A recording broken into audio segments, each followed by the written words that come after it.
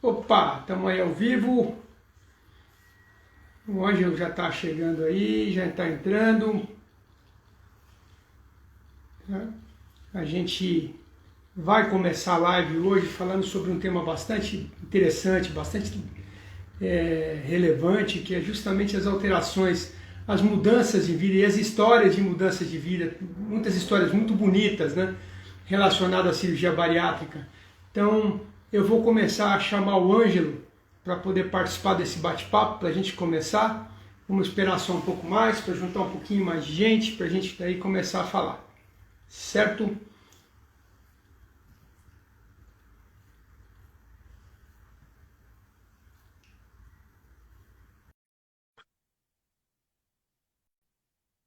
Ângelo?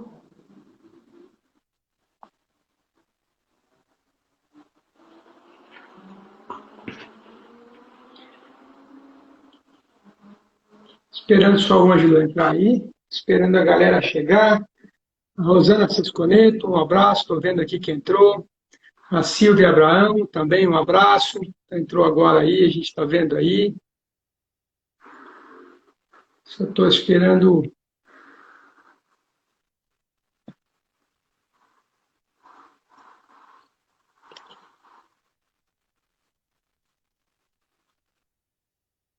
Ângelo, eu enviei o convite para você. Você está por aí?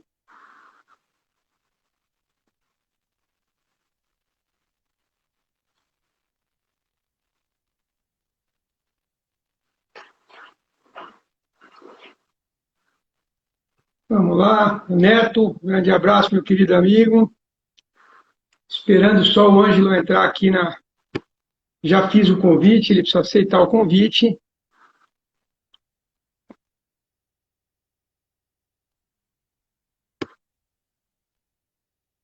Fernando. Olá, Marcelo. Agora sim. E aí? Boa noite. Boa noite, Ângelo. A gente. É tal história, né? Live é assim, quem sabe faz ao vivo. Na hora a gente vira e mexe e acontece alguma coisinha aí e a gente acaba se complicando, né? Então, mas assim, deu tudo certo aí, começando a live. Para os que não conhecem, Ângelo é o psicólogo da nossa clínica, então a gente já se conhece há uns bons anos, né, Ângelo? Aliás, o Ângelo já teve do outro lado, não é bariátrico, mas já foi meu paciente também antes de ser meu Exatamente. paciente na clínica, né? E a gente acabei convidando ele para poder participar do processo de bariátrica pelo respeito que eu tinha e que tenho ainda pelo exercício profissional, pela maneira como ele lida com os pacientes, e isso acabou me chamando a atenção para que ele viesse fazer parte do time. E a gente conversa bastante sobre os pacientes, sobre os casos em geral, e a gente costuma fazer reuniões da clínica para poder conversar sobre os casos. Ângela, sua conexão está ruim aí, é isso? Não, para mim tá tudo ok, Marcelo. Tá, aqui está aparecendo, não sei se para todo mundo, mas para mim está aparecendo como se tivesse borrado a sua imagem. Para mim tá. Eu vejo você bem, escuto bem, acompanho as mensagens que estão entrando aqui. É. Bom, Pergunte para. pode ser. Eu vou pedir para alguém anotar aqui embaixo nos comentários se tem alguma, se está bacana a imagem dele ou não. Senão a gente recomeça. Está ruim, né? Obrigado, Rosana, obrigado. Então, vamos lá, vamos tentar, Angelo. Eu vou pedir para você sair e retornar para a gente ver se a gente consegue Ok, entrar, porque está realmente. Tá? vou fazer Pode ser uma novamente. questão da sua conexão. Tá? Vou sair e já entro novamente. Um minuto. Isso. Então, a gente, nessas conversas que eu e o Ângelo, que a gente tem sobre isso, partiu da parte dele o interesse de conversar com os doentes que impactaram bastante a percepção dele, né? E ele teve a ideia, inclusive, de bolar um livro com esses depoimentos das pessoas que acabaram mudando muito de vida após o processo de cirurgia bariátrica. Então, A gente vai falar sobre esse assunto e vai abordar alguns temas que ele gostaria de abordar a partir do momento em que ele vai escrever esse livro, né? Então, eu falo que assim, eu sou, por formação, sou cirurgião do aparelho digestivo, cirurgião geral do trauma, aparelho digestivo e laparoscopia, já com quase 22, 23 anos de formado, e, portanto, não fazia só bariátrica, fazia outras cirurgias, na verdade, o que me chama a atenção especificamente da questão da bariátrica é justamente o grau de conexão que o cirurgião tem com o paciente e o grau de gratidão que ele tem. Então, imaginar que você opera um paciente muitas vezes com câncer, entendeu? E apesar disso, ele tem, claro, um grau de gratidão bastante importante, mas não se compara à gratidão que o paciente de cirurgia bariátrica ele acaba tendo com relação ao seu cirurgião. Vou tentar ver se o Ângelo já voltou, entendeu? E para convidá-lo novamente para a conversa, para a gente dar seguimento aqui, peço um pouquinho de paciência de vocês todos aí.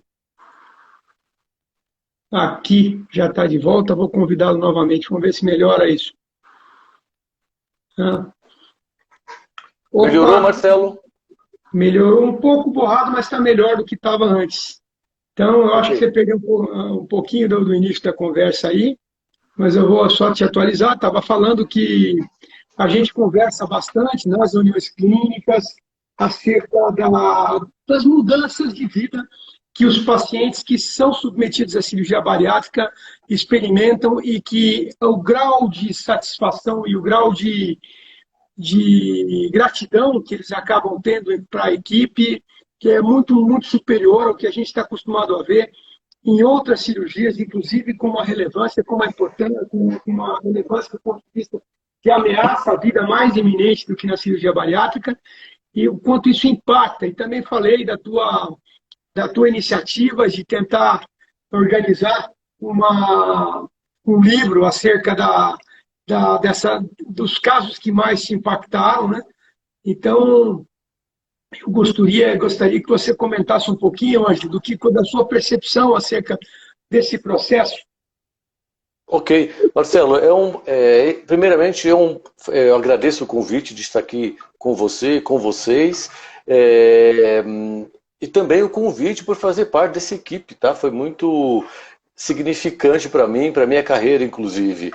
E eu diria que participar, né, estar acompanhando o desenvolvimento dessas pessoas que passam pelo processo bariátrico é enriquecedor.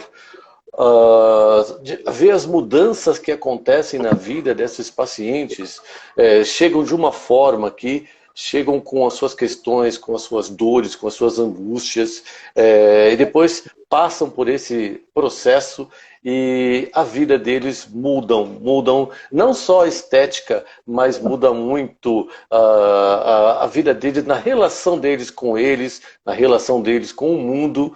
E foi tão gratificante que eu resolvi, né? Eu tive essa ideia de fazer um livro, porque é impactante. Eu queria dividir essas histórias com alguém, porque serve de exemplo e estímulo para quem quer fazer a bariátrica e de alguma forma se sente em dúvida, ainda não está confortável com a ideia. Mas todas as pessoas que nós atendemos, tá, que passaram pelas suas mãos, que fizeram esse acompanhamento bariátrico com a sua equipe, diria que foi uma troca tão grande que, para mim, a bagagem enquanto profissional, tá, foi muito significativa. Eu ganhei muito, muito mais, tá, ao entrar em contato com essas pessoas, ao perceber esse público, ao entender as angústias e, claro, a limitação de cada um. Cada pessoa tem um jeito de enxergar, de lidar com a sua angústia, com o alimento, as questões basicamente mal resolvidas da vida de cada um, que porventura elas encontram um caminho através da alimentação. Tá? Então, são histórias diversas, mas eu posso te dizer que é um trabalho de sucesso. Tá? O que as pessoas trazem é fantástico e estimula para que nós continuemos fazendo isso. E eu gostaria muito que esse livro alcançasse muitas pessoas e inspirasse muitas outras pessoas a passar por esse processo. Que às vezes acaba que quem não passa pelo problema, quem não enfrenta, os familiares, os amigos, os conhecidos, quando o cara fala que vai se submeter a uma cirurgia bariátrica, isso nem todas as pessoas recebem bem. E muitos comentam, pô, mas vai operar por isso? Então, isso é uma coisa, alguns vêm em consulta e depois me falam, ao final da consulta, que vieram escondidos da família, porque a família não aceitava muito bem a decisão de ser submetida à cirurgia bariátrica. Então, não passa pela cabeça das pessoas que não enfrentam o problema da obesidade as dores que o paciente tem. Então, algumas vezes, ao conversar, ao final da consulta, eu percebo que o doente está com o olho cheio de lágrima, porque realmente se viu ouvido, entendeu? Nas suas questões. E outros não, outros chegam com uma postura assim, olha, eu estou operando mesmo só por uma questão de preocupação com a saúde, mas eu realmente não tenho problema nenhum, me aceito bem do jeito que eu estou, mas à medida que a conversa vai se desenrolando, você percebe que não é muito assim, na verdade não é completamente assim. Então existem dificuldades que ele enfrenta e que ele acabou sublimando, acabou colocando num nível assim, tipo, eu não vou pensar nisso, já que é um problema que eu não consigo resolver. Então, e aí ao final da consulta, você percebe que ela é um pouco mais solta, ela já tem um grau de empolgação com relação ao resultado que é impressionante. Sim, Marcelo, tem pessoas que falam assim, eu não contei para ninguém. Tá? Eu não tive. Vou deixar, quando fazer todo o processo, aí eu vou dividir. Faz parte do nosso questionário perceber, saber se a pessoa tem amparo familiar, se tem uma rede de apoio. Grande parte traz que não, que vai contar na última hora justamente por isso, porque ela tem vergonha, inclusive, e muitas pessoas até recrimindam, falam, poxa, vai para academia. Vai fazer isso, vai fazer aquilo. Ela se sente muito constrangida em admitir que para ela não deu certo essa questão. É muito maior, é muito mais significante do que simplesmente ir para a academia e resolver. E aí eu vou falar para você, não que não tem que ir para a academia. Para quem está me escutando aí, eu cobro, hein? Ó, vai ter que ir para a academia. Sim, senhor, viu?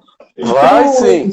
A vai. bariátrica é só a ponta do iceberg, Marcelo. É Exatamente. só a ponta do iceberg. Um processo, eu falo que academia e obeso são coisas que não combinam muito, né? A gente não se sente bem, né? Eu falo, você vai para uma academia, a primeira coisa que a gente pensa é que as pessoas estão me olhando e pensando o que você está fazendo aqui, não é o seu ambiente, é um lugar onde as pessoas invariavelmente cultuam a própria forma e você não está na forma que as pessoas gostariam que você estivesse, enfim. E no processo de cirurgia bariátrica é fundamental a questão da atividade física, isso é fundamental, é importantíssimo. Então a gente faz questão de salientar e quando a gente percebe, viu, Ângelo, que os melhores resultados a gente tem para aqueles pacientes que justamente entendem isso, mas que entendem isso e que vão para a atividade física e Ô Marcelo, complementando isso, na minha leitura a palavra é mudança de hábito. A partir do momento que a pessoa passa pelo processo bariátrico, ela precisa ter uma mudança de hábito. Não dá para ela agir do mesmo jeito que ela agia antes. Ela vai ter que ter uma nova forma de lidar e dar conta, manutenção física e psíquica do processo que ela se submeteu. Não dá para ficar esperando milagres. Se você passou pela bariátrica, mudança de hábito é a palavra. Disciplina e organização. Exato, e aí é importantíssimo eu falo, mudar completamente a questão do mindset, né? É tal história, né? Final de semana, qual que é o passeio do pessoal? Via de regra, né? Eu vou decidir onde vai comer. vamos no McDonald's, na praça de alimentação do shopping, ou eu vou no Habib's, ou eu vou no restaurante, enfim. A ideia é sempre aonde a gente vai se alimentar. Eu foco. Então, e por que não pode ser diferente disso? Por que a gente não pode pensar assim? O que é que, vamos andar de bicicleta na Paulista, vamos fazer um passeio no Horto Florestal, vamos fazer trilha. Eu faço trilha com meus filhos, adoro, gosto muito de fazer, contato com a natureza. E o que é que a gente vai comer? A gente leva qualquer coisa para beliscar no caminho, por exemplo, uma fruta ou algo mais saudável. Então, entender que a vida é possível fora de um parâmetro que seja relacionado com alimentação. Entender que e às vezes são coisas muito simples em que as pessoas que são magras elas não conseguem entender. Por exemplo, essa semana uma querida paciente minha aqui postou aqui no próprio Instagram e marcou no Stories, entendeu? Um prazer simples que uma pessoa que não tem problema com obesidade não entende, que é cruzar a perna. Então, amarrar o cardaço. Exato. O que ela fez? Ela simplesmente postou uma foto cruzando a perna. Ela falou os prazeres simples que a gente adquire depois de fazer a cirurgia bariátrica. É uma coisa muito banal, mas que para um paciente obeso é bastante complicado. Só quem é obeso entende isso. E aí tem outros detalhes também que eu não sei, eu garanto que deve acontecer com você também. Eu costumo brincar com os pacientes que no terceiro mês, quando eles voltarem, eu não vou reconhecê-los. Marcelo, acontece isso comigo. Eu estive na clínica na terça-feira e uma paciente que eu tinha atendido ela, eu não a reconheci, de verdade. Depois eu perguntei, eu me lembro desse rosto, mas está totalmente diferente. 3 meses e eu não lembrava mais. Exato. E aí eu falo, olha, sentar e não quebrar a cadeira, isso é brincadeira, né, seu Carlos? Não imagina. Sentar e não quebrar a cadeira, eu já ouvi essa também. Então, e aí às vezes assim, eu falo, mesmo para aquelas mulheres que falam, olha, eu não tenho questão com autoestima. Aí eu faço uma pergunta simples. Quando você vai numa loja comprar roupa, a vendedora te leva de boa, ou ela te leva para o fundo da loja para poder ver, ou fala para você que não tem o que lhe serve. Então, não parecem coisas banais, mas são coisas que de fato impactam muito. Entendeu? Sim, Marcelo. Nesse caminho, tem pacientes que falam que a loja, olha, não tenho numeração. Na porta já fala, não tem roupa que te sirva. Imagina o quanto que isso deve ser frustrante para essa pessoa. E às vezes eu falo pro marido, né? Olha, sabe aquela festa daquele amigo seu que ela falou que ela não estava muito afim de ir? É mentira, ela não tinha roupa que servisse. Tá? Então ela não se sentia bem. Né? É muito comum, Marcelo. A roupa não me serve, a cadeira me incomoda, no ambiente de trabalho, a cadeira não é apropriada para o meu formato. E sem contar aí o cinema, ou a catraca do ônibus, ou várias outras situações. Né? E a gente fala também que é uma coisa que é bastante tradicional, né? Depois que opera, alguns pacientes acabam mudando o seu ciclo de amizades. Né? E algumas pessoas falam, olha, mas o fulano, depois que operou, ele ficou chato. Na verdade, olha, eu vou dizer a real, não é que você ficou chato, não. É que você não tem mais a necessidade de agradar as outras pessoas por uma questão social. Então, geralmente, o gordinho é aquele cara que todo mundo gosta, tá em todas. Se você não tiver companhia para ir para qualquer lugar, você chama que ele vai, porque ele tem uma necessidade de aceitação social grande. E a partir do momento em que ele começa a se entender, a se aceitar e a se gostar, e a ficar muito parecido com o que ele gostaria de ter sido a vida inteira, ele não tem mais essa necessidade. Então, ele pode muda o grupo. É interessante, é muito interessante isso. E tem, inclusive, aqueles que não se sente confortável mais, porque ele tinha um comportamento que não cabe mais para ele. Sim, Então, ele se sente destoando do grupo e procura, né, se sentir ou se aproximar de pessoas a qual ele se identifica mais. Realmente, a questão da pessoa que está acima do peso, ela tem esse desconforto, ela procura se encaixar e às vezes é difícil, Marcelo. Sair desse grupo, fazer a bariátrica, se libertar de muitas coisas. É encontrar um caminho novo para que você retome a sua vida dentro de questões que são importantes para você, tá? exato. E olha, eu vou dizer uma coisa, viu? Tem, já falando naquela questão da família que você comentou agora há pouco, né? Olha, tem muitos pacientes, a gente comentou que realmente tem alguns pacientes que eles não comentam com a família ou com ninguém o fato de estarem indo para a cirurgia bariátrica. E aí eu gostaria de salientar outro ponto, né? Então, a gente entende e respeita, porque a gente sabe que existe muita resistência com relação à realização ou não da cirurgia bariátrica por quem não conhece tanto, ou para quem não está muito envolvido no processo, mas o fato é que o suporte familiar ele é bastante importante para que a gente consiga atingir o resultado, né?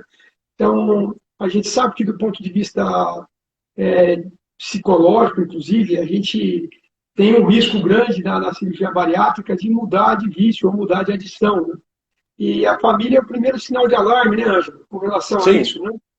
sim, E muitas Marcelo. vezes, Essa é muito importante esse tópico, tá? Sim, o apoio familiar é altamente e fundamental, porque a pessoa mudou um caminho, você fez uma intervenção física, a cabeça não sofreu nenhuma intervenção, a intervenção é psicológica, tá? E aí, o que acontece? Eu não estou podendo mais encontrar, me satisfazer naquele caminho que era o alimento. E aí pode surgir outras coisas, e a família, outros desejos, outra forma de satisfação. Aí a família, sim, entra, aponta, tá? Ajuda, tá? E eu quero ressaltar da importância, tá? De seguir o acompanhamento com a equipe. Tá? Depois que operou, precisa seguir certinho o que diz a nutricionista, ou passar em acompanhamento periódico com o psicólogo. Tem uma equipe de apoio, tá? Mas a família é aquele botãozinho que vai acusar para você. Oh, tá dando certo, olha, isso aqui está acontecendo errado, não é por aí. Precisa desse apoio. e tem outro detalhe que é bastante importante também. Olha, a gente, da equipe multidisciplinar, nos primeiros meses, no primeiro ano de cirurgia bariátrica, quem eles esquecem primeiro é o psicólogo, né? Sim.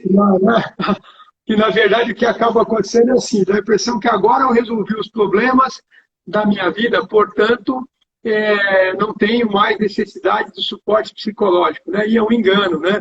Então, eu falo que eu costumo dizer que é como ganhar na loteria, né? No ano que você ganhou na loteria, você realizou todas as coisas que você tinha vontade e não fazia por conta do dinheiro, e aí você pensa, meus problemas acabaram, né?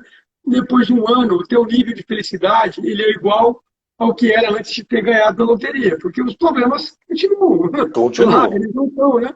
Aqueles que, inclusive, levaram, assim, muitas vezes, a alimentação, a adição alimentar, eles vão voltar a se manifestar, né?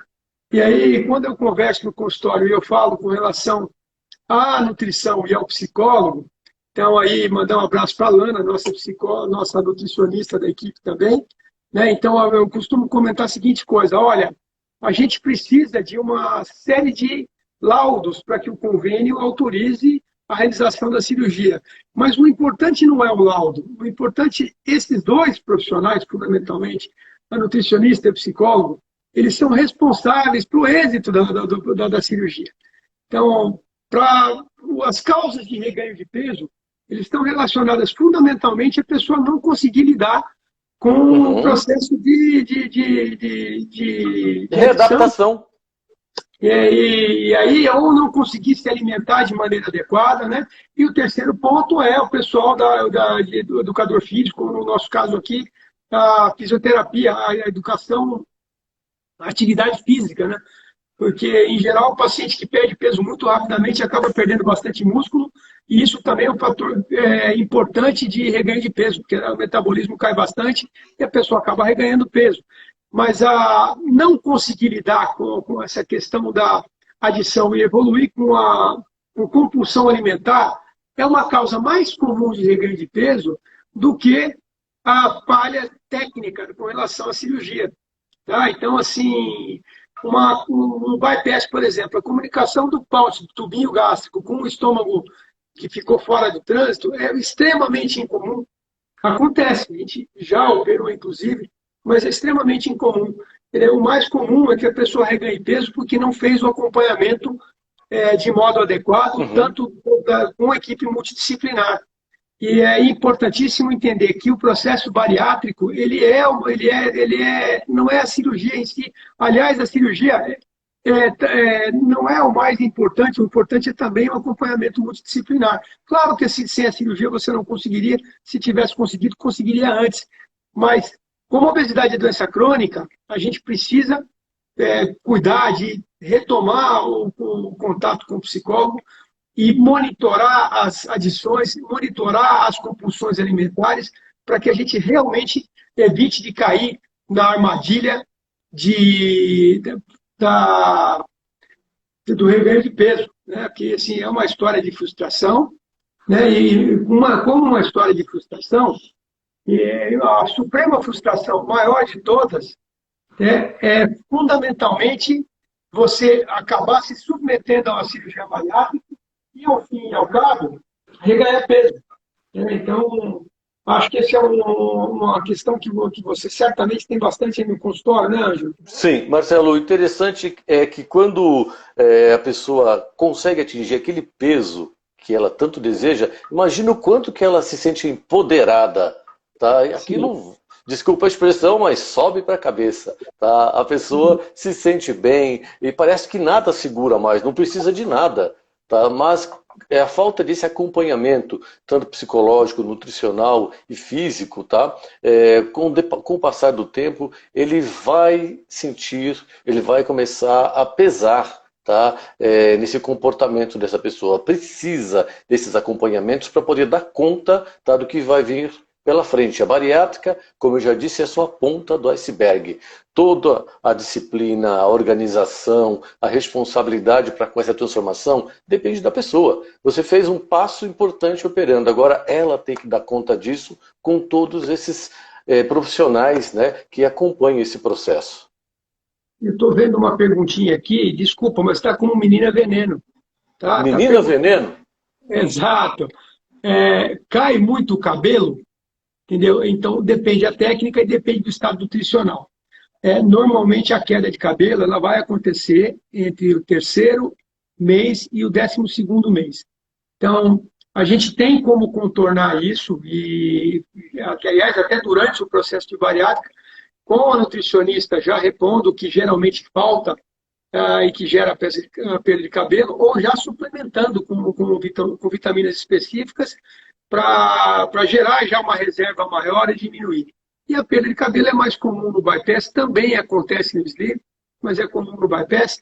E eu costumo brincar com os pacientes, principalmente com as pacientes, que é uma pergunta que homem não faz hoje, se cai cabelo ou não. Não. Mas as mulheres sempre fazem essa, né? Eu costumo cabelo e unha. Exato. E uma hora para. Tá? Nem que seja porque caiu o último, mas uma hora para. Tá? Mas não chega a acontecer isso não, viu? Isso aí a perda de cabelo é uma coisa comum, tradicional, e também parte dessas mudanças que a gente comentou que as mulheres fazem, muda o corte de cabelo também para poder transparecer menos, né, a questão da perda de cabelo. Essa semana eu atendi uma paciente que com 7, 8 meses perdeu muito peso, está muito, muito bem, e reclamou de perda de cabelo, e eu falei, mas você está com o cabelo bonito, tá enorme. Ele falou, eu coloquei uma aplique, tá tudo certo. Entendeu? Não tem nada demais. Ela acabou Foi na terça, né? Foi na terça isso, né? Exato. Eu estava lá, eu não reconheci ela. Então, ela ficou realmente muito bem, né? Então, e não teve assim uma repercussão tão grande, né? Fisicamente ficou muito bem. Absorção da pele. Sim, ela está excelente, né? Então, só ver se eu tenho mais alguma perguntinha aqui. Para mesmo, viu? Pode ficar tranquila que para, viu? 7 meses. Quem que é que está com 7 meses? A Rosana? Outra coisa importante que eu vejo também, viu, Ângelo? Tem algumas situações é, a participação do cônjuge, do marido no processo, entendeu? E a gente vê algumas histórias bem interessantes, bem bacanas também, né? Que de marido que vem junto e dá força, e estimula e participa, e ao final do procedimento, quando você vai analisar, voltam no retorno de 3 meses e, curiosamente, ele está tão magro, até emagreceu, Sim. não tanto quanto ela, porque ela fez o processo, né? Mas no final das contas ele comprou tanto a briga junto com ela que acabou também emagrecendo, né? E é É uma fato. pontuação que eu sempre faço, viu? Que assim, é, quando a gente opera a mulher, isso não é machismo, sexismo, nenhum comentário com relação a isso, não, tá? Você acaba mudando o padrão alimentar da família como um todo, né? Então, acaba que toda a orientação com relação às escolhas alimentares da família, de um jeito ou de outro, acaba sempre passando pela mulher. Então, nisso, os filhos acabam sendo mais saudáveis também, porque na hora de escolher os alimentos, na hora de fazer as compras do mês, na hora de colocar as coisas na mesa, isso acaba passando por uma decisão com bastante relevância da mulher. E Essa é a isso mudança de hábito, né, Marcelo, que o processo provoca no todo. É altamente importante que haja essa relação, né? A comida que vai na mesa, a família está inteirada nesse processo, faz bem para todos. E é muito legal ver, como você falou, chega alguns maridos aqui que emagreceram mesmo, né? E outros até falam, eu quero fazer o processo. exato. E já teve casais que eu já operei no mesmo dia. Inclusive ficaram no mesmo quarto, Vitória. Foi bem interessante aí. E eles têm voltado para poder fazer o acompanhamento, estão ambos muito bem, né? Mas eu achei que foi. Eles, inclusive, falaram: olha, foi bastante interessante, porque a gente não tinha aquela história de um ficar fazendo vontade ao outro, né? Então, os dois tinham que passar pelo mesmo tipo de restrição e nós enfrentamos essa história juntos, né? Então, não tinha isso, foi bastante favorável para a família como um todo, eles conseguiram fazer isso de uma maneira bem interessante. E outros casais a gente acabou optando por fazer com uma diferença aí por questão de organização familiar, né? Então, opera a mulher primeiro, aí às vezes tem filho pequeno para poder levar à escola, para poder fazer qualquer outra programação, né, familiar, alguns trabalham juntos e aí um acaba segurando para o outro, mas a gente já operou alguns casais aí e isso teve um resultado bastante impactante, né? Outros acabam não indo, quando a gente não tem um suporte familiar da outra parte, muitas vezes isso abala um pouquinho também. Eu vou responder, Ângelo, enquanto eu estou falando aqui, algumas perguntinhas, porque é, elas vão passando aqui, daqui a pouco a gente perde, né? Ok, Elas não fica tranquilo. tá bom? Então, uma pergunta que fizeram aqui foi com relação à pedra na vesícula, tá? Então, vamos lá, vamos comentar um pouquinho sobre pedra na vesícula. Então, é, 30% dos pacientes que fazem cirurgia bariátrica, eles acabam desenvolvendo pedra na vesícula, né? Então, todo mundo fala, eu vou operar bariátrica e vai me dar pedra na vesícula. Então, na verdade, olha, em primeiro lugar, a pedra na vesícula é muito mais comum em obeso do que em magro, tá? Então, mesmo sem fazer cirurgia bariátrica, a chance de ter pedra na vesícula é grande. Grande parte dos doentes já vem para a cirurgia ou já operaram a vesícula ou já tinham pedra no momento da cirurgia. E algumas vezes a gente não recomenda se fazer em todos os casos a cirurgia em conjunto. Em alguns casos, quando o paciente não é muito obeso, quando não tem muita complicação técnica, a gente até faz ao mesmo tempo, embora não seja a melhor opção para a família. Perder peso aumenta a chance de dar pedra, tá? Por qualquer forma, mesmo que não fosse pela cirurgia. Tá? Então, e a cirurgia, a depender da técnica, principalmente o bypass, ele acaba gerando uma diminuição da absorção dos sais biliares. E isso, como a gente mobiliza mais colesterol na bile por conta do emagrecimento, isso acaba gerando é uma chance grande da gente desenvolver pedra na vesícula. A gente tem algumas táticas para diminuir o risco disso acontecer, mas é uma coisa que acontece em 30% dos pacientes. A boa notícia é que operar a pedra na vesícula num paciente em pós-bariátrica é bem mais tranquilo do que operar no obeso. Tá? Então, a cirurgia de pedra na vesícula é ambulatorial, né? A gente faz e o paciente vai embora no mesmo dia. Então, a gente interna pela manhã. Geralmente, eu faço muitas cirurgias no mesmo dia. As cirurgias em que o paciente vai receber alta no mesmo dia, elas são feitas primeiro para dar tempo de ir embora com tranquilidade para casa. Mas é em função disso que acaba acontecendo, né?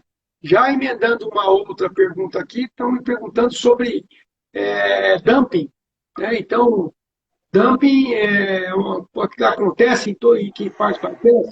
Olha, dumping é um resultado de um esvaziamento rápido do conteúdo do tubinho alimentar. Tá? Pode, geralmente, e quando cai ou gordura ou açúcar no intestino, onde foi feito o desvio, o intestino não está habituado a receber esse tipo de substância ali, e ele acaba desencadeando uma série de reações que vão fazer o doente passar mal. Então, cai a pressão, dá sua frio, a pessoa tem a sensação de que vai morrer, mas não vai. Tá bom? Então, é um susto. A gente brinca, viu, Ângelo, que o paciente odeia dumping, mas a equipe gosta. Eu escuto muito esse dumping aqui. Então, por que a equipe gosta do dumping? Eu gosto de ver o paciente sofrendo? Não. É porque, na verdade, ele vai acontecer quando o doente tentar sair da dieta. Ele tentar comer aquilo que não pode. Então, na verdade, já é provado, existem inúmeros trabalhos provando que o paciente que tem dumping, ele tem uma chance menor de reganhar peso. Tá? Então, ele não consegue ingerir as coisas calóricas porque elas geram dumping. Então, esse mal-estar freia, né? Exato. Aí tem dois tipos de dumping, né? Tem o dumping que a gente chama de dumping precoce, 30, 40 minutos depois de fazer uma alimentação rica em carboidrato ou em gordura. E aí tem sudorese, palidez e tudo mais. Esse dumping é por um efeito de movimentação de líquidos no intestino para tentar absorver aquela coisa a gente chama de hiperosmolar, né? Mas nós está muito soluto ali para dissolver, ele acaba deslocando a circulação para lá e daí cai a pressão e o coração acelera para tentar compensar. E tem o outro tipo de dumping, que é o dumping tardio, que acontece 2, 3 horas depois do bypass. Esse é por hipoglicemia. Tanto uma coisa quanto outra, a gente contorna com a participação do nutricionista, orientando com relação à alimentação. Então, não são coisas que são motivo para reverter cirurgia ou para qualquer outra coisa. Simplesmente está aprender a lidar e conviver e entender que alguns alimentos eles vão fazer mal. O pessoal reclama muito, né, Ângelo? Sim, reclama muito do dumping, mas eu queria aproveitar isso sim, falando da diabetes, né? Tem uma coisa interessante que eu queria trazer para você conversar um pouquinho com eles sobre o benefício, além da redução de peso, né? Eu tenho paciente aqui que fica encantado que ele não está precisando mais de remédio para diabetes, tá? Que está dormindo melhor, que tem uma disposição. Eu acho que essas coisas também merecem ser faladas, tá? Porque é tão significante aqui no consultório a felicidade que o paciente fica ao perceber que ele não vai mais tomar ou que está tendo um controle melhor da diabetes. E isso é assim, olha, uma discussão grande que teve recentemente na Agência Nacional de Saúde Suplementar foi justamente para tentar estender essas cirurgias, mesmo para quem não tem um índice acima de 35, por entender que o benefício para o diabetes era tão grande que deveria ser estendido a mais pacientes, principalmente aqueles cujo início do diabetes se deu em menos de 3 anos. Por quê? A cirurgia ela não cura nem diabetes nem obesidade, mas ela controla por 10, 15 anos. Uhum. Então, aonde está a relevância disso? Você imagina uma pessoa que, ao longo do diabetes, ela vai ficar cega por catarata ou por retinopatia, ela vai ficar em insuficiência renal, porque o diabetes, a longo prazo, acaba fazendo isso, ela vai ter úlceras varicosas, úlceras de pé diabético, Então, se eu dou 10 ou 15 anos a mais para esse paciente, eu estou dando 10 a 15 anos a mais de qualidade de vida. Então, e isso é muito, mas é muito relevante. Então, esses dias me fizeram uma pergunta, eu até gravei um videozinho para o Instagram aqui, deve estar por aí, vocês vão ver. Uma pergunta que as pessoas fazem, mas, doutor, eu vou ter que tomar suplemento de vitamina para o resto da vida? Olha, pode ser que sim, mas é muito melhor tomar remédio. Sem dúvida. Melhor que remédio, né? Então, e se a gente for perguntar para um cara que é malhadão de academia, esses caras que ficam vigoréticos, que a gente chama, né, que não deixa de ser uma adição, mas é uma adição mais saudável, de toda forma. Uhum. Mas se perguntar para ele, meu, se você pretende tomar suplemento, até quando? Ele vai falar, enquanto eu tiver dinheiro. Então, porque ele realmente é uma pessoa normal que toma suplemento para malhar, ele não tem intenção de parar de fazer isso algum dia. Ele vai fazer para sempre também. Uhum. Mas olha a diferença de perspectiva. Então, eu realmente vou usar isso pro resto da vida por uma questão de escolha, de opção, entendeu? Então, porque eu quero ter uma vida mais saudável. Então, é nesse contexto que eu acho muito relevante. Agora, a questão da disposição é realmente uma coisa que vem muito rápido, né, Ângelo? Assim, logo no início do processo, eles vão falar, né? Então, assim, isso realmente chama bastante atenção para a gente, né?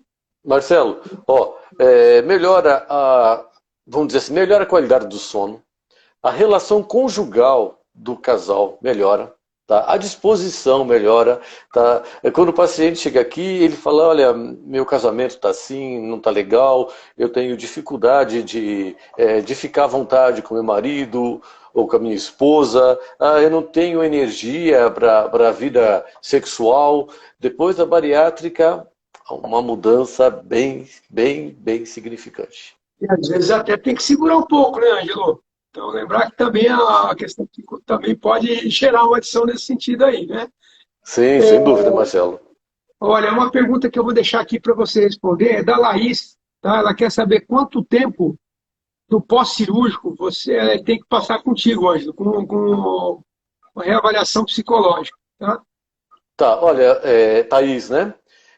Eu preconizo que assim que o Marcelo libera você, operou, pode ir para academia, tá ok, começa com esse procedimento, tá? É bastante importante que você faça, tá? Mas você tem que estar com condição física para vir, ou você tem que estar em condições psicológicas, né? Voltada para esse assunto. Operou, pensa nisso, mas você tem que primeiro recuperar essa questão do pós-cirúrgico. E em 2 meses, Marcelo, já é suficiente para o paciente pensar nisso, não é?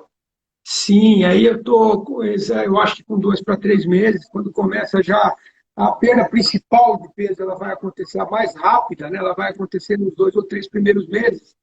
Tem um E aí impacto, Marcelo, aí, tá? Tem um impacto. Muitas pessoas que têm uma perda significante de peso logo no começo e que têm, vamos dizer assim, uma sobra de pele, começa a criar um desconforto, muitas rejeitam, não falta um pouquinho de traquejo para lidar com essa mudança, tá? E algumas pessoas procuram logo em seguida, porque há uma mudança impactante no visual, na forma de se sentir, e alguns acabam precisando de dar uma ajustada na forma de se ver. na questão da autoimagem, né, Ângela? A pessoa não Sim. consegue realmente esse ajuste de autoimagem pela perda de peso muito rápida, é bastante impactante também. Olha, Miriam, eu estou vendo uma pergunta sua aqui. Entrei na dieta branda, mas estou entalando muito. É normal?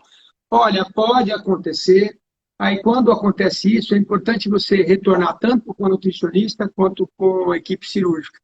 Então, ela pode acontecer por uma adaptação normal, por inchaço da região onde foi operado. Isso, às vezes, a gente volta um pouco para a dieta líquida, usa a medicação e volta. Menos comum acontecer por conta a gente chama de estenose. Durante o processo de cicatrização do tubinho, ele pode ficar um pouco mais apertado do que o normal, por uma cicatrização aumentada. Então, é raro que isso aconteça, mas quando acontece, a gente tem intervenções que a gente consegue fazer para melhorar esse tipo de coisa e você voltar a se alimentar de modo normal, viu, Miriam? Então, marca um retorno para a gente dar uma olhadinha e a gente acerta isso, tá bom? E aí tem um comentário do seu Luiz Gustavo de Souza Balbino. Ouço muitas histórias de pessoas que passam muito mal no primeiro mês de operado. Não sinto absolutamente nada. Não é que eu reclame, mas é normal. Olha, ó, primeiro eu vou agradecer, viu, pelo comentário, seu Luiz. Eu vou explicar. A gente tem um protocolo que a gente utiliza para diminuir o impacto da cirurgia nos primeiros dias e meses logo da cirurgia, mas principalmente nos primeiros dias e o impacto durante a internação, né? Não é invenção da cabeça do Dr. Marcelo, nem da cabeça do Dr. Emílio, isso chama-se protocolo ERAS, começou a ser utilizado nos anos 2000 para a cirurgia de intestino. E mais recentemente tem sido adaptado para a cirurgia bariátrica, e aqui no Brasil ele recebeu o nome de Projeto Acerto. Então, se o senhor se lembra, quando o senhor operou, o senhor não ficou em jejum, que já é uma quebra de paradigma. Porque antigamente, para operar, mesmo o Ângelo, quando foi operado, né, Ângelo? Você ficou em jejum das 2 vezes, né? Sim, e agora sim. A gente não faz mais isso, né? Então, a gente entende que quanto mais tempo o doente fica sem se alimentar, o organismo começa a utilizar as reservas próprias, entendeu? Que ele utilizaria para sua recomposição no pós-operatório, entendeu? E consome ele enquanto ele espera pela cirurgia. Então, hoje a gente orienta uma dieta específica, que é o Carbofor, que o senhor deve ter utilizado, e utiliza dentro do hospital também. A gente não faz soro para os doentes que estão internados, a não ser durante o período que eles estão em jejum, no pós-cirúrgico imediato. A alimentação é precoce e deambulação precoce. E isso acaba fazendo com que o doente, assim, a gente não usa drogas que fazem ação no sistema nervoso central. Então, os analgésicos não têm nada que tenha morfina, tramadol, nada disso. É um analgésico simples. Também, para poder fazer isso, eu preciso ter muito afinado com a equipe de anestesia para que se escolha o anestésico adequado. E os hospitais que a gente opera trabalham com esse protocolo. Então, quase sempre no dia seguinte à cirurgia, antes do meio-dia, já tem enfermeira me ligando que os doentes querem ir embora. E isso para a gente é bastante importante. E apesar da gente não ter, relativamente recente, protocolo ERAS ou acerto para cirurgia bariátrica, mas já mostra que é bastante promissor, porque a gente realmente acaba tendo esse resultado que o senhor Luiz Gustavo está falando aí. Então, a gente tem uma recuperação pós-operatória assim, assustadoramente tranquila, né?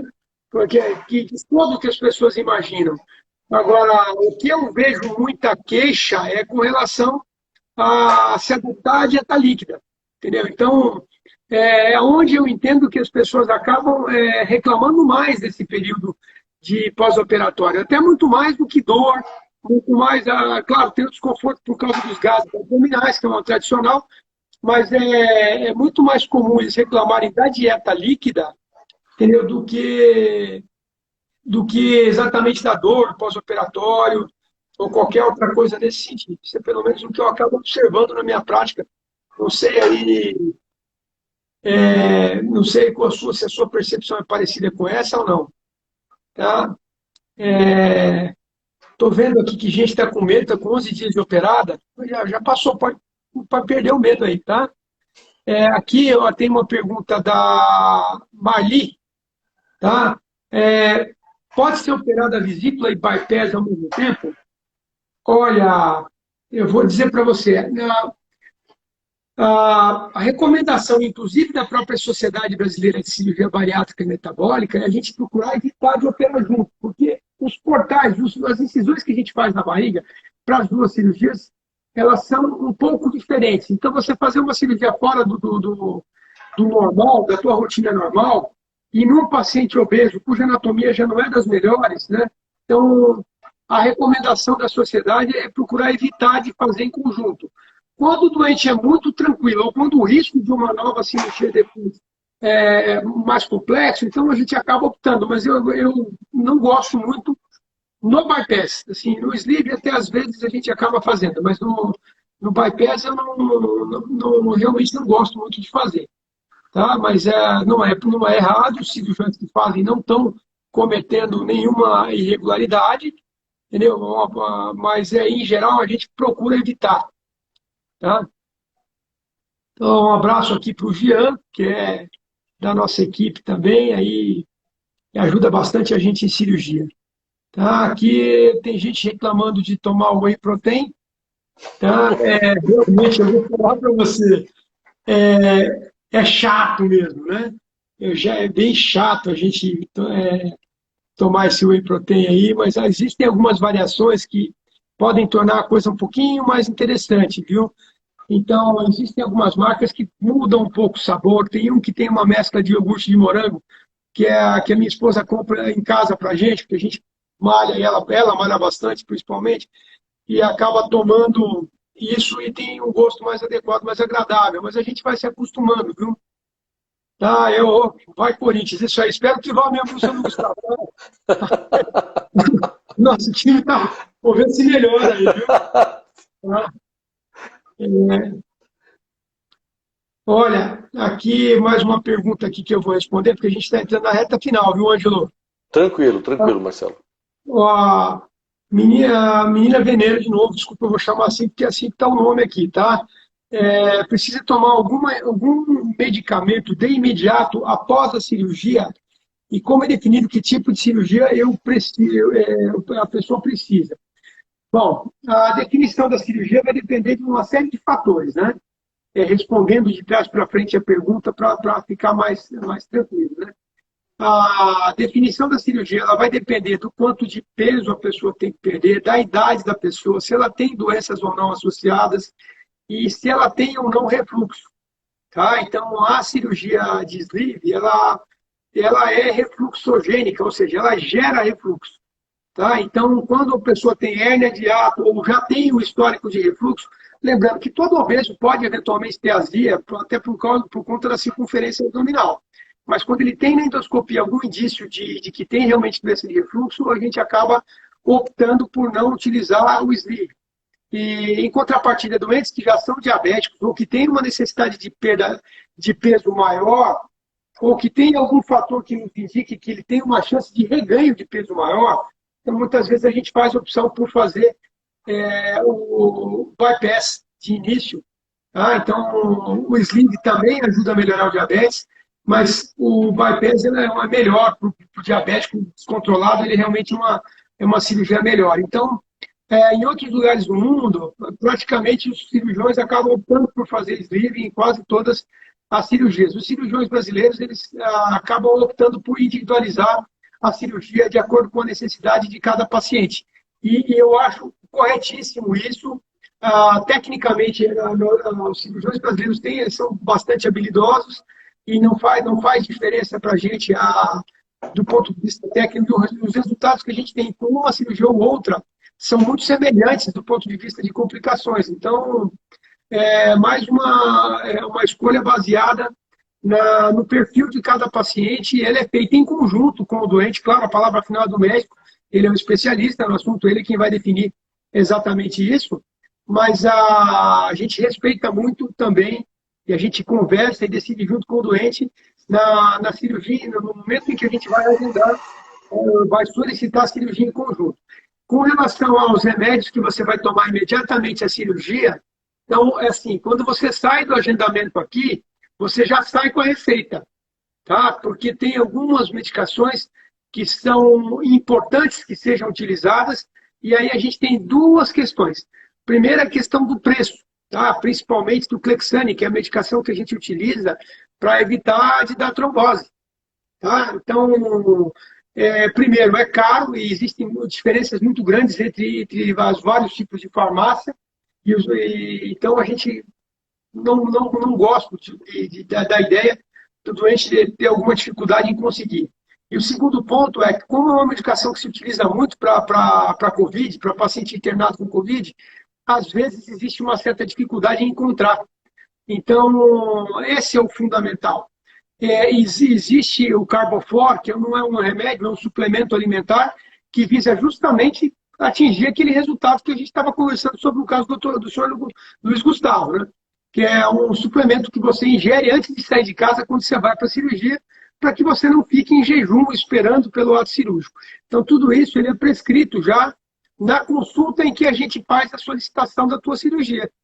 tá? Então, nesse momento é que é feito, tá? Então, você já vai sair daqui, do consultório, da clínica, você já vai sair com as receitas que você vai acabar utilizando no pós-operatório, tá? Então, espero ter respondido de maneira adequada. Qualquer coisa a gente complementa, certo? Aqui, e a vitamina que está difícil de aumentar, isso é normal? Olha, depende da técnica, viu, Lucilene? Depende da técnica que foi utilizada, mas a gente consegue adaptar, a gente consegue realmente mudar a dose ou acertar e a gente consegue melhorar isso, viu? Retorna, a gente passa em consulta com a gente dá uma olhada nisso aí, a gente melhora, muda o tipo de vitamina, muda a suplementação, muda a dieta e a gente vai conseguindo melhorar esse tipo de coisa, tá? Um abraço para a dona Isolde, que está aqui me mandando um abraço, outro, saudade da senhora. Uma pergunta aqui, viu, Ângelo? É mais até falando também para a gente, todo mundo falar a mesma linguagem.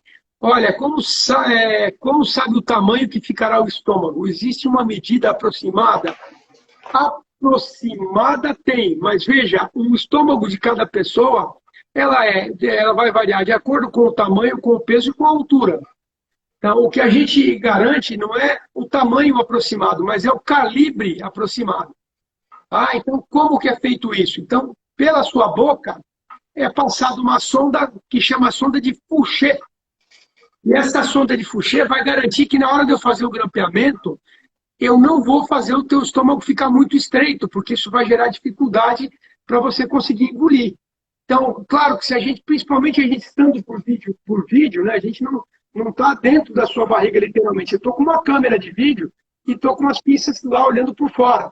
Então, eu não consigo fazer a medida de volume que isso vai acabar tendo do ponto de vista final. O que a gente sabe é que o estimado é em torno de 150 a 200 ml. Mas, independente de quanto fique o tamanho do teu estômago, o resultado da cirurgia é bom. Tá? Então, assim, as pessoas realmente conseguem emagrecer bastante.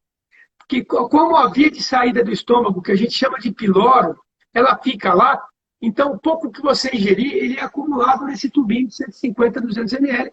E isso acaba fazendo com que você tenha a sensação de saciedade. Então, opera e não vai ter fome, tá bom? Faltam 2 minutos. Eu vou falar para o Ângelo aí se despedir, fazer as considerações finais aí, para a gente poder se despedir. Tá? Se alguma pergunta ficou sem ser respondida, a minha equipe vai entrar em contato com vocês aí, a gente vai responder em direct para cada um de vocês, tá bom? Então, a live rapidinho, se a gente demora, o Instagram derruba a gente, viu? Tem essa história aí.